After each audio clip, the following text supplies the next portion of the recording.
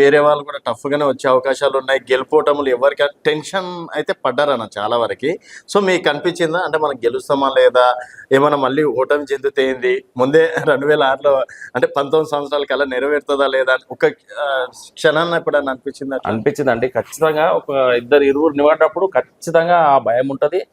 ఇంకోటి ఆ మదనం అనేది లోపల ఉంటుంది, బయటికి చెప్పలేము. కానీ ఎంతో అండర్ గ్రౌండ్ లో వర్క్ చేసుకోవడము, అందరు కోఆర్డినేట్ చేయడం, ముఖ్యంగా మా యువత, మా ఆజిపల్లి యువత మొత్తం నాయకుడిది.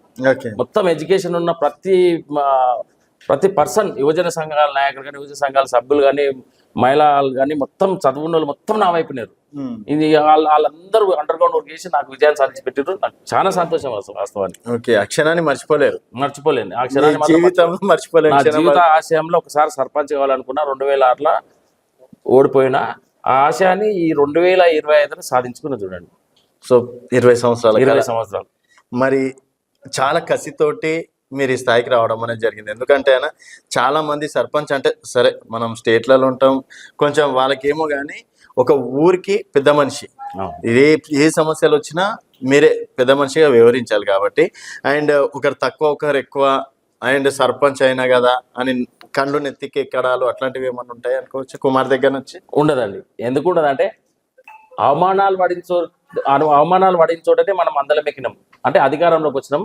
సో మళ్ళీ అవమానాలు పడకుండా ఉండాలంటే అందరికి సమానంగా పనిచేయాలి, అందరిని ఊరు గ్రామస్తులు చూడాలి. ఓట్లు వేసిరు ఓట్లు వేయలేదని కాదు, పార్టీలకు సంబంధం లేదు. మాకు అందరూ సహకరించారు, అందరినీ మేము ఎంతో మంచిగా చూసుకుంటాం. అటువంటి బేజశాలకోము ఇంకోటి పార్టీ వ్యవహారం అనేది రాదు కాబట్టి ఆ సమస్య రాదనుకుంటా. నాకు మాత్రం అటువంటిది రాదు, ఎందుకంటే నేను 19 సంవత్సరాలు వెయిట్ చేసాను కాబట్టి అటువంటిది ఏముండదు. Okay, right. ఏదన్నా ఇంతకుముందు కుమార్ ఎట్లుండేనో ఇప్పుడు అట్లే ఉంటాడు. ఈ సర్పంచ్ అనేది కేవలం పదవి మాత్రమే, అంతే.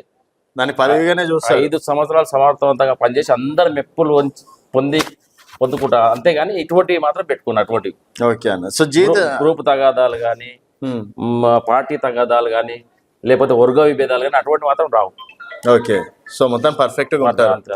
అండ్ నిధులు ఎట్లా తెస్తారన్న ఇప్పుడు? ఎందుకంటే గవర్నమెంట్ దగ్గర నిధులు లేవు, అది ఇది అని చెప్పేసి రేవంత్ రెడ్డి గారు చాలా సందర్భాల్లో అన్నారు. మరి మీరు ఇచ్చినటువంటి హామీలు ఏమో ఎక్కువగా ఉన్నాయి. సో ఏ విధంగా డెవలప్ చేస్తారు? అంటే అభివృద్ధి విషయంలో నేను ఏమంటున్నా అంటే ప్రతి గ్రామ పంచాయతీకి సెంట్రల్ ఫండ్ వస్తాయి, స్టేట్ ఫండ్ వస్తాయి. దాంతోపాటు లోకల్ ఫండ్, జీపీ ఫండ్ కూడా ఉంటుంది. ఇంచుమించు మాకు ఇక్కడ ఉన్న రెవెన్యూని బట్టి అంతా జనాభా దాంతో రెవెన్యూ బట్టి కూడా వస్తాయి. ఆ ఫండ్తో పాటు మేము ఏం చేస్తామంటే ఈ పార్టీలకు అతీతంగా పనిచేస్తున్నాం కాబట్టి మాకు ఆ నాయకుడు ఈ నాయకుడు అని ఏముండదు. గతంలో సీను సర్పంచ్ ఉన్నప్పుడు ప్రభుత్వం లేదండి, ఆయన ఉన్న పార్టీ ప్రభుత్వం లేదు ఇక్కడ మా దగ్గర. కాంగ్రెస్ ప్రభుత్వం ఉంది, ఎమ్మెల్యే శంకర్రావు గారు ఎమ్మెల్యే ఉన్నారు. ఆయన కూడా అందరం పోయి నిధులు తెచ్చినా పనిచేసినాం, అది సహజంగా జరిగింది. తర్వాత టైంలో ఆయన మళ్ళా తర్వాత గెలిచినప్పుడు కూడా పార్టీ అనుబంధ పార్టీ ఏం లేదు. ఆయన జనరల్ గా టీడీపీ, వేరే పార్టీలే ఉన్నాయి. మేము కూడా ఇప్పుడు మొన్న సర్పంచ్ ఒకరే ఉండి దాంతోపాటు అదే పార్టీ అధికారంలో ఉన్నది ఓన్లీ మొన్న మాత్రమే. ఆజిపల్లి చరిత్రలో ఒకటే సర్పంచ్ ఒకటే పార్టీ అధికారంలో ఉన్న చరిత్ర ఏం లేదు. సో మేము కూడా మాకు ఇప్పుడు శంకరాన్ని ఉన్నాడు ఎమ్మెల్యే సాపు, అవతల అంజాన్ ఉన్నాడు, దాంతోపాటు ఎమ్మెల్సీ నవీన్ రెడ్డి గారు ఉన్నారు. వీళ్ళందరూ మాకు ఆత్మీయులు. ఇప్పుడు అంజయ్ సార్ ఏమంటుంటారంటే మా ఆజిపల్లి గ్రామానికి నేను ఇంత చేసిన కొంచెం చేసిన అనే సాటిస్ఫాక్షన్ ఉంటుంది, 100% ఉంటుంది. అప్పుడున్న సర్పంచ్ కూడా మాకు ఎమ్మెల్యే పనులు ఇచ్చిన అనే సాటిస్ఫాక్షన్ కూడా అప్పుడున్న సర్పంచ్ కూడా ఉంది.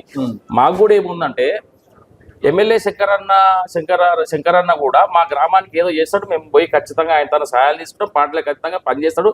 ఆయన పేరు కూడా మా గ్రామంలో చిరస్థాయిగా ఉండేటట్టు ఏదైనా మాకు ఇస్తాడని మేము భావిస్తున్నాం. ఖచ్చితంగా కోఆర్డినేషన్ చేసుకుని పనిచేస్తాం, కానీ పార్టీలతో సంబంధం లేదు. ఇక్కడ ఆయన కాంగ్రెస్ ఎమ్మెల్యే, ఇక్కడ బీఆర్ఎస్ ఎమ్మెల్సీ అట్లాంటివి ఏమి లేవు. అదే మీరు వెళ్ళినా కూడా అరే మన సర్పంచ్ అని చెప్పి శంకరన్న కూడా ఖచ్చితంగా. ఎందుకంటే మేము పార్టీలకు అతీతంగా సర్పంచ్ ఎలక్షన్ అనేది పార్టీలకు అతీతంగా జరుగుతుంది కాబట్టి మేము పార్టీలకు అతీతంగా పోయి ఫండ్స్ తెచ్చుకుంటాం. వాళ్ళ సేవలు మాకు ఖచ్చితంగా కావాలి. ఎందుకంటే ప్రభుత్వం వాళ్ళది ఉన్నది, వాళ్ళ తన పని చేసుకుంటూ ఉంటాం, సిద్ధంగా పని చేసుకుంటాం. అంజాయతానికి ఆయన తన పని చేసుకుంటాం. అంటే ఇప్పుడు వాళ్ళ అధికారం లేరు అనుకోండి, ఇప్పుడు ఎమ్మెల్సీ నవీన్ రెడ్డి ఉండు, పోతాం, పోయి అడుగుతాం, అన్న పని కావాలని చెప్పి చేసుకుంటాం.